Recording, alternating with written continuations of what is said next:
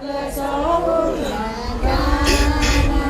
and make our head so good and strong, both to defend forever, the cause of freedom and of right. Fill us with true humility. One of the biggest nightmares for a parent is to give birth to a disabled child. Culturally, some of these children have been considered to be evil spirits and their young lives prematurely terminated. Through the evolution of time, one would have thought that society's attitudes towards people living with disability would have changed. However, even today, people living with disabilities still to a larger extent suffer from societal stigma. A fair access to opportunities for making a decent living for disabled people is very limited. This situation compels many disabled people to make a career out of begging on the streets and sidewalks. However, there are some disabled people who believe that disability in no way inhibits their ability to aspire for excellence in life. Stephen PERDISON became paralyzed in both legs when he was a toddler, thus his legs could not support his frame. But Stephen refused to allow this condition to stop him from pursuing his dream. When asked how he became physically challenged, he said he did not know and he is not interested in knowing. I really don't know how I became physically challenged. My grandmother made several efforts to let me know, but I still didn't think that knowing how it occurred was going to add any value to me. I mean, it was only going to give me, going to depress me. So anytime she started, I would tell her, you know what, I want to move on from here. You learn history to shape the future. This kind of history cannot shape anything. Stephen kept focus and went through the normal school system, though with some challenges. I faced a lot of challenges during my schooling.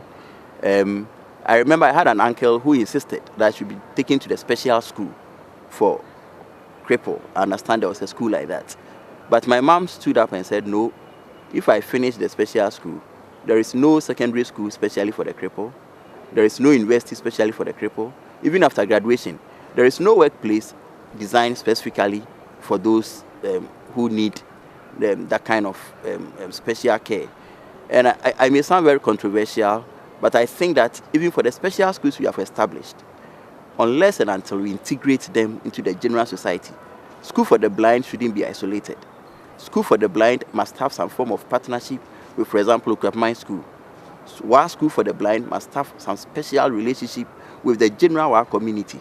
The School for the Deaf in Cape Coast, there must be something that integrates it with the society. Because at the end of the day, when we come out of the special schools, we are facing a society which is not special. Specifically in school, luckily I had people who would stand and fight for me. I also had people who would let me feel that, look, this is our world. I mean, in our world, we don't entertain this type of thing. But in all of it, I mean, I would always bully me, yes. I remember there was a time that somebody came for my crutches from the bathroom. I was in the bathroom and the person came for the crutches together with my towel. And I wasn't in my caliper. You know, the person went round and brought my crutches back. The next moment, I found a way of getting the person to bring his assignment to me to help him to solve it. And that was when I also taught him that, well, limbs may be strong, but brains may be weak. Stevenson PERDISON pursued his education and graduated from the University of Ghana and later became a chartered accountant and worked with various organizations including KPMG, VRA, Sight Savers International and Students' Loan Trust Fund. Stephen's commitment to work recently got him an appointment with UNESCO China as a budget finance officer. When asked how disabled people can be taken off the streets, this is what Stevenson had to say. To take these people off the streets, we need to walk the talk. There is too much lip service paid to the issues of disability in this country. So many NGOs claim to work for the interest of people with disabilities. But whatever they get doesn't really get to them. The first step is with the individual. The second step is with what government itself does. I mean, I worked to the Department of Social Welfare when it was under Ministry of Employment and Social Welfare. And I felt totally perplexed. Why? Because the department itself is supposed to address the needs of people of challenges, people with challenges, was on the first floor, where a wheelchair couldn't go, where somebody with a white cane couldn't climb, and so one wonders, whose interest are they protecting? So I think right from the highest level of government, I mean, I'll commend President Mahama, for example, for appointing somebody visually impaired as a minister. But we should go beyond that. The Minister of Chieftaincy Affairs is just one person. There are 1,001 blind people who need something about 1/1,000,000th of what it takes to be a minister, just for them to be on their own.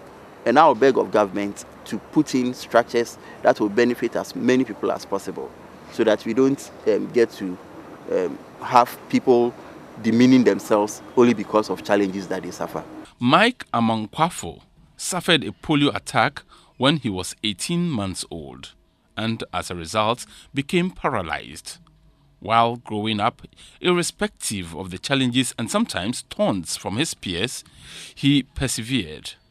Mike fondly remembers how his colleagues made fun of him. You all gang up behind you and are swinging your legs the way you're swinging your legs, and they'll be saying things like "Uncle Papa," "Uncle Chain," those things. However, Mike was quick to admit that having a physical disability makes one timid. I was very timid because of my physical limitation.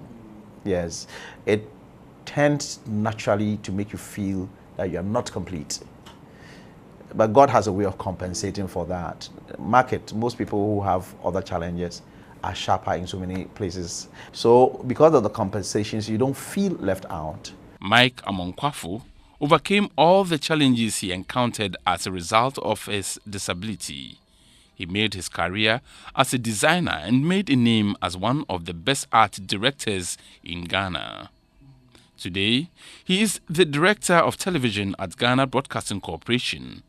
Mike adds that family support made a lot of difference in his development to becoming who he is now, and stressed the need for care and support for people with disabilities. The support systems are very, very important. There are people who give up because society has given up on them. There are people who give up because they didn't get any support. They didn't even get anybody who will tell them you can make it, or don't look at this one, look at what you have and not what you don't have, and so on. So the good environment is important. Boys, go to that place. Run to that place. Boys, go. ENYONAM ANSAH was born with no arms. I was told the story that when I was born, the very day that I was born, my father wasn't around. So when he came back and saw me lying in bed, he asked my mom what kind of being she has brought forth to. He doesn't think I'm a normal human being. So then he took off his things from the room and then left. A newspaper story about her plight drew attention of the orthopedic training center at Nsawam, who took her in and raised her. With the love and care shown her, she pursued her education, and today she is a teacher, imparting knowledge to many children. ENYONAM added that the love and care given her spurred her on to achieve her dream.